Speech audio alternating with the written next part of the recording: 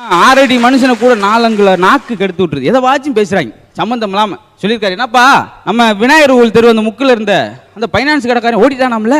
அப்படியா, ரொம்ப சந்தோஷமியா. ஏ இழிச்சாப்பிலே உன் பொண்டாட்டி கூப்பிட்டு ஓடிட்டானாம்டா, அது தெரியாத உனக்கு அப்படின்னு இருக்கான். பதறி இருக்கா, ஐயோ அப்படியா, பதறல படக்குன்னு சொன்னேன். அவன் கம்மியில்லாத பைனான்ஸை போடணும். ஏன் நல்ல வேலைக்கு அவளுக்கு எப்போ போவான்னு அவனே கூட்டி போயிருக்கான். பெரிய சந்தோஷமியா இருக்கேன், இரட்டிப்பு மகிழ்ச்சி. இந்த மாதிரி சின்ன சின்ன குடும்பத்தில் நடக்கிற விஷயத்த கூட நகைச்சுவை சொல்லுமா அவங்க சேர்ந்து ரசிக்கிற ஒரு விஷயம். இன்னொரு இடத்துல ஃபோன் பண்ணியிருக்காங்க. ஹலோ டாக்டர் பிரகாஷுங்களா? ஆமாங்க, என்னங்க உங்கள் ஒய்ஃபை கடத்தி வச்சுருக்கோம், 2 லட்ச ரூபா கொடுத்தீங்கன்னா தான். 2 லட்ச ரூபா கொடுத்தா இல்லாட்டி கொண்டுருவீங்களா? ஆசை வைப்பார், மறுபடியும் வந்து வீட்டை விட்டுருவீங்க அப்படின்னு இருக்கான்.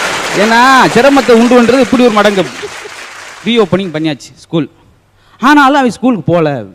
ஏன்டா அவன் காலேஜ் படிக்கிறான். என்ன நக்கல் பார்த்தீங்களா, 8 மணிக்கு ஆரம்பிக்கிறான் நக்கலை.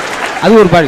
இப்போ உட்கார வச்சுட்டு வாத்தியார் சொன்னார், தம்பி நான் எப்போ பாடத்தை தொடங்கினாலும் அந்த பையன் கொருன்னு கொரட்டை விட்டு தூங்குறான், எனக்கு ரொம்ப டிஸ்டர்பாக இருக்குது. அதனால் 10 ரூபா அவன் கொடுத்தாரு.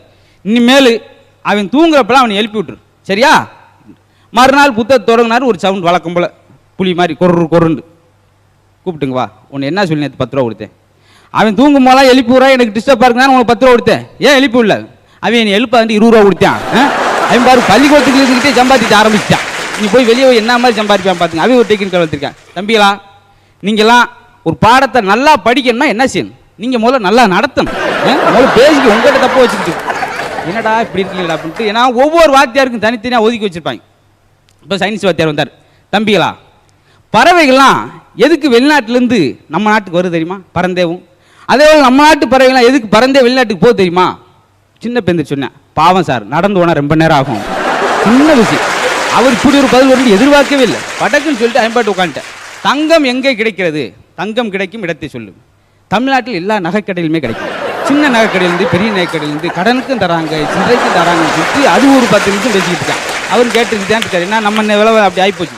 ஏன்னா எல்லா தொழிலும் கஷ்டம் இருக்குது, அதில் இப்படி வேற பூத்துறாங்களே. அப்புறம் சொன்னார், உலகிலே வற்றாத ஜீவன் நதி எது? கடைசி கிஞ்சில் உட்காந்துருக்க சுரேஷ் மூக்கு சார் அப்படின்னு இருக்கான். ஏன்னா கொருந்து அப்படி வாலியை முன்னுக்கு வச்சோம்னா 1/2 மணி நேரத்தில் நிறைஞ்சிரும் போல. அவன் தான் அவன் தெரிஞ்ச அளவுக்கு அது ஒரு வேலை செலவழிச்சிருக்கான். அப்புறம் இமயமலை எங்கே இருக்கிறது? பாட புத்தகத்தில் 13ஆம் பக்கம் இருக்குது, வேற என்ன எடுத்து பார்த்துக்க. புத்தகம் கடை இருக்குது, புத்தகம் எங்கள் வீட்டில் இருக்குது அப்படின்ட்டு அது ஒரு பக்கம். எங்கிட்ட டர்ன் பண்ணி போகிறாங்க, புரிய முடியல. அப்புறம் சொன்னார், நீ கணக்கில் புலின்னு சொன்னேன். கணக்கில் புலின்னு சொல்லிட்டு முட்டை மாதிரி எடுத்துருக்கேடா. புலி பதுங்கி இருக்கு, அது பாயிற நேரம் எப்போன்னு எனக்கே தெரியாது அப்படின்ட்டான். அவர் மறந்துட்டார். எந்திரிமா பார்வதி, எந்திரி, ஹோம்ஒர்க் செஞ்சியா? செஞ்சேன் சார். சொல்லுமா அப்படின்னு. காலையில் 5 மணிக்கு எந்திரிச்சு ஆஹா சாணி எடுத்து வாசல் தெளித்து கோலம் போட்டுருந்தோம். அவர் கேட்ட கோமம் இருக்குது, வீட்டு கோமம் இருக்குது. இந்த பிள்ளை எந்த சொல்லியிருக்காரு, பள்ளிக்கூடத்துக்கு ஏதோ மாற்றி நம்ம குழப்பமாக இருக்குன்ட்டு பேசாம விட்டார். இப்போ